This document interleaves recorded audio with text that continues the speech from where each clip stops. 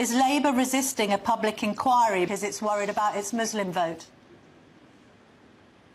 Not at all. We've got an existing inquiry where recommendations haven't been implemented. We should crack on with that. There have been a number of other really powerful inquiries around Rotherham, for example, where there are recommendations where we need to see action. And as we've said to the community there's two Rochdale rape gang leaders still living in Rochdale. We would absolutely encourage them. We would absolutely encourage them to undertake their inquiry, and we'd support them to do that.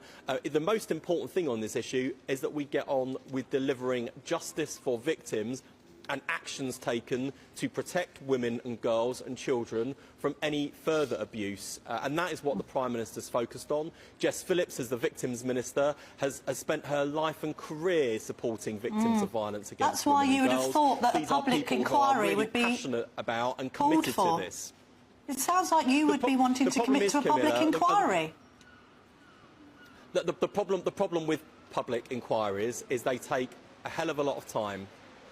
We've had an inquiry nationally.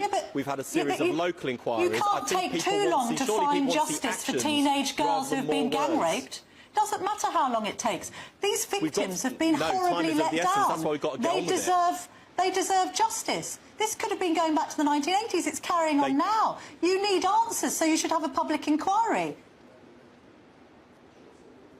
They do deserve justice. That is what the Prime Minister, the Home Secretary and the Victims Minister are all focused on. We've had plenty of recommendations, many of which have not been enacted by our predecessors. We're going to get on with the job to deliver justice for victims and to protect people from becoming future victims. That is our focus. This is something the Prime Minister and the Victims Minister gave their professional lives to before entering politics, and that's why they're showing the level of drive and commitment now as Prime Minister, Home Secretary and Victims Minister that Keir, Yvette and Jess are all showing.